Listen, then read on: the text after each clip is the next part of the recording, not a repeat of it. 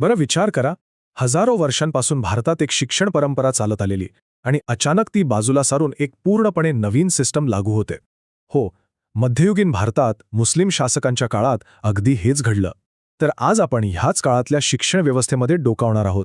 तिची उद्दिष्ट नेमकी काय होती, तिची रचना कशी होती आणि सगळ्यात महत्त्वाचं म्हणजे तिचा आपल्या इतिहासावर काय ठसा उमटला. आणि हा प्रश्न खरंच खूप महत्त्वाचा आहे, नाही का? कारण बघा, शिक्षण म्हणजे काही फक्त पुस्तकं आणि शाळा नाहीत. ती तर एका संपूर्ण समाजाची दिशा ठरवते. मग विचार करा, जेव्हा एक नवीन शासन, एक नवी संस्कृती भारतात आली, तेव्हा त्यांनी शिक्षणाचा वापर फक्त ज्ञान देण्यासाठी केला असेल का? नाही. तर एक नवीन समाज घडवण्यासाठी कसा केला, हे समजून घेणं खूपच इंटरेस्टिंग आहे.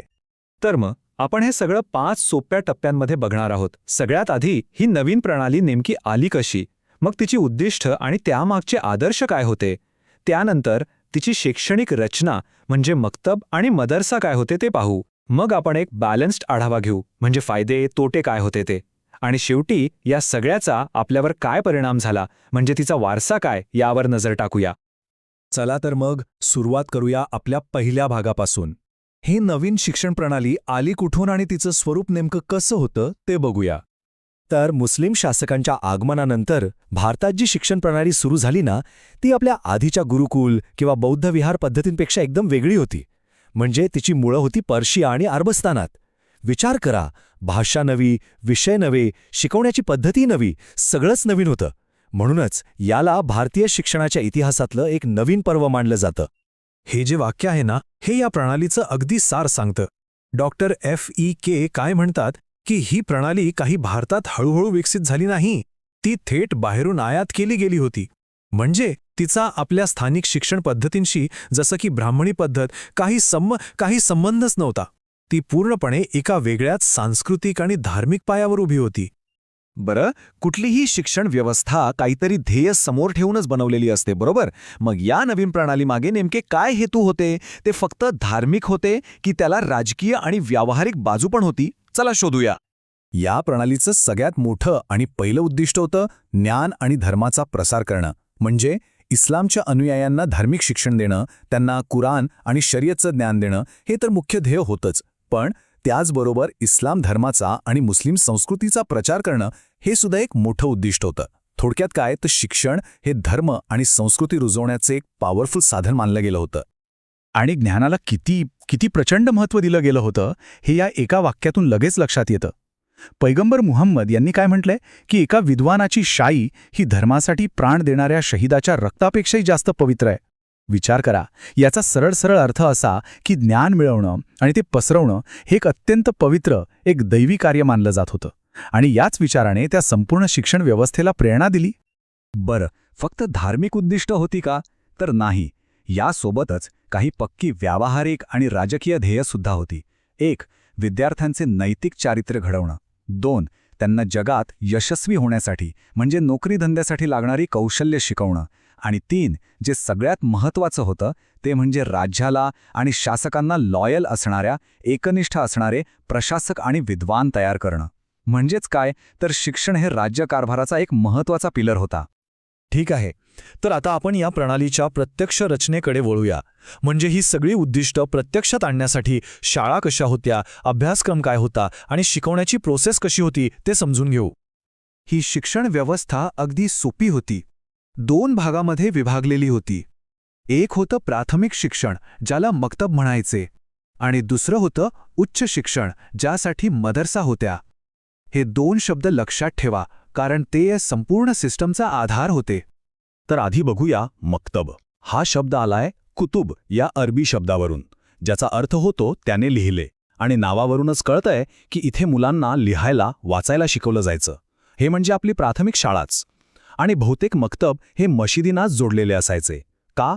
तर धार्मिक वातावरणातच मुलांच्या शिक्षणाचा पाया पक्का व्हावा म्हणून. आता ही एक खूपच इंटरेस्टिंग गोष्ट आहे. मुलाच्या शिक्षणाची सुरुवात कधीही व्हायची नाही, तर एका विशिष्ट दिवशी एका समारंभाने व्हायची. आपल्याकडे जसा उपनयन संस्कार असतो ना, तसाच तिथे बिस्मिल्ला समारंभ. आणि वय पण किती ठरलेलं बघा. जेव्हा मुलगा बरोबर 4 वर्ष 4 महिने आणि 4 दिवसांचा व्हायचा, तेव्हा त्याला मौलवींसमोर कुराणातील काही आयती म्हणायला लावायच्या आणि त्याच्या शिक्षणाचा श्रीगणेशा व्हायचा. एकदम परफेक्ट टायमिंग. बरं, मक्तबमधलं प्राथमिक शिक्षण झालं की मग हुशार विद्यार्थी जायचे मदरसामध्ये. मदरसा हा शब्द आलाय दर्सपासून, ज्याचा अर्थ आहे लेक्चर देणं. आणि नावाप्रमाणेच इथे लेक्चर पद्धतीने खोलवर शिक्षण दिलं जायचं. हे म्हणजे आजच्या काळातले कॉलेजेस किंवा युनिव्हर्सिटीज समजा. आणि शिक्षण किती वर्ष चालायचं? तर तब्बल 10 ते 12 वर्ष. आता बघा, या दोन्हीतला फरक किती स्पष्ट आहे. मक्तबमध्ये काय, तर लाकडी पाटीवर अक्षरं गिरवायची, कुराण पाठ करायचं आणि रोजच्या कामापुरतं गणित शिकायचं, म्हणजे एकदम बेसिक. पण मदरशांमध्ये अरे बापरे, तिथे तर्कशास्त्र, तत्वज्ञान, साहित्य, कायदा, इतिहास, अगदी वैद्यकशास्त्र आणि ज्योतिष यांसारखे मोठे आणि प्रगत विषय शिकवले जायचे. आणि हे सगळं शिक्षण प्रामुख्याने फारसी भाषेतून दिलं जायचं, कारण ती त्या काळात राजदरबाराची भाषा होती. चला, आता या शिक्षण प्रणालीचं एकंदरीत मूल्यमापन करूया. कारण कसं आहे, प्रत्येक सिस्टीममध्ये काही चांगल्या गोष्टी असतात तर काही मर्यादाही असतात. तर आपण दोन्ही बाजू अगदी निष्पक्षपातीपणे बघूया. या प्रणालीचा सगळ्यात मोठा प्लस पॉइंट म्हणजे शिक्षण पूर्णपणे मोफत होतं. हो, त्याचा सगळा खर्च शासक किंवा श्रीमंत लोक करायचे, त्यामुळे गरीब मुलांनाही शिकण्याची संधी मिळाली. त्याचबरोबर साहित्य आणि इतिहासाला खूप प्रोत्साहन मिळालं. पण दुसरीकडे काही गंभीर प्रॉब्लेम्स पण होते. सगळ्यात मोठा प्रॉब्लेम म्हणजे स्त्री शिक्षणाकडे आणि बिगर मुस्लिम म्हणजे विशेषतः हिंदूंच्या शिक्षणाकडे अक्षरशः दुर्लक्ष झालं. म्हणजे शिक्षणाची दारं एका मोठ्या समाजासाठी बंदच होती. शिवाय फक्त पाठांतरावर भर देणं आणि स्थानिक भाषांना बाजूला सारून फक्त फारसीला महत्त्व देणं यांसारख्या मर्यादाही होत्याच. तर मग या सगळ्या चर्चेतून आपण काय शिकलो? या शिक्षण प्रणालीने आपल्या इतिहासावर आणि समाजावर कायमस्वरूपी काय परिणाम केले ते आता थोडक्यात बघूया. तर आपण काय पाहिलं? ही एक बाहेरून आणलेली पण व्यवस्थित रचना असलेली प्रणाली होती. तिचे दोनच स्पष्ट उद्देश होते. एक, इस्लामचा प्रसार करणं आणि दुसरं, राज्यासाठी कुशल लोक तयार करणं. मक्तब आणि मदरसा या दोन स्तंभांवर तिने पिढ्यानपिढ्या शिक्षण दिलं. हो, हे खरं आहे की तिने साहित्य आणि व्यावहारिक शिक्षणाला प्रोत्साहन दिलं, पण त्याचवेळी एका खूप मोठ्या लोकसंख्येला तिने शिक्षणापासून दूर ठेवलं. म्हणूनच तिचा वारसा हा यश आणि अपयश यांचं एक गुंतागुंतीचं मिश्रण आहे.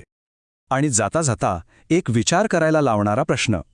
आज जेव्हा आपण सरकारी मदतीवर चालणाऱ्या शिक्षण संस्था बघतो, किंवा शिक्षणाचं माध्यम कोणती भाषा असावी यावर होणारे वाद बघतो, किंवा शिक्षणातून एखादी विशिष्ट विचारसरणी रुजवण्याचे प्रयत्न पाहतो, तेव्हा या मध्ययुगीन प्रणालीचे काही अंश किंवा सावली आपल्याला त्यात दिसते का, यावर नक्कीच विचार करायला हवा.